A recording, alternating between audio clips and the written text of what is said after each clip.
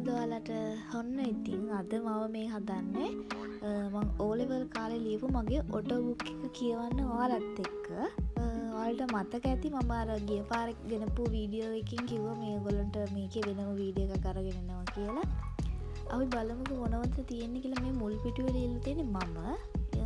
ඊට පස්සේ මුලින්ම ලියලා තියෙන්නේ O level කාලේ කියන්නේ 10 වසර 11 වසර දෙකම අපේ පන්ති භාරවේදී අපේ හාමුදුරුවෝ අත්දස හාමුදුරුවෝ ඉතින් හාමුදුරුවෝ තමයි මුලින් මේ දීලා තියෙන්නේ. ඊට පස්සේ මගේ ඉස්කෝලේ යාළුවෝ එතකොට ක්ලාස් වල යාළුවෝ එහෙම ගොඩක් අය ලියලා තියෙනවා. ඉතින් මේ ලියලා තියෙන්නේ අපේ ගෙදර මම O level ලියන කාලේ මේ මේන් රෝඩ් එකේ වැඩ කරන අයියලා 7 දෙනෙක් මං හිතන්නේ මතක් හරි 6ක් හරි කොහොම හරි මේ බෝඩ් වෙලා ඉඳි. අන්න එහෙම බෝඩ් වෙලා ඉඳපු අයිය කෙනෙක් තමයි මේක ලියලා තියෙන්නේ. ඇත්තටම මේක කියවද්දි මේ ආසයි ඉතින් අන්තිමට මේ දේ විතරයි යාළුවන්ගේ මතක විදිහට ළඟ තියෙන්නේ. ඉතින් මේ දේ විතරයි. මොකද සමහර අය අපෙන් ඈත් වෙලා ගියා. ඒගොල්ලන්ට මොකද උනේ කියලාවත් අදටත් දන්නේ නැති අවස්ථා තියෙනවා. කොහොම හරි ඉතින් හරි ලස්සන මතක. ඉතින් අන්තිමට මේ දේ තමයි ඉතින් ලස්සනට මතක විදිහට මගේ ළඟ ඉතුරු වෙලා තියෙන්නේ. සමහරවිට මේ වීඩියෝ එක බලන ඔයාගේ අදහසත් මෙතන ඇති.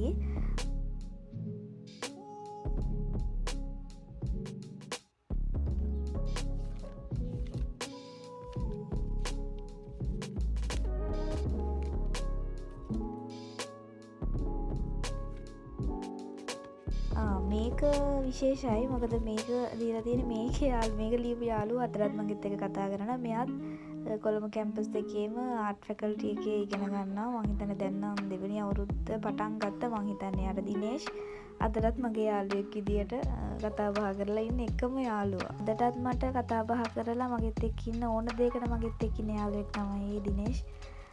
ඉතින් මෙන්න මේක ලියලා තිබුණේ නංගි කෙනෙක්. මේ විශේෂයෙන් කියන්න ඕනේ මේක ලියපු නංගිත් එක්ක මම ලොකු අලියක් දාගත්තා.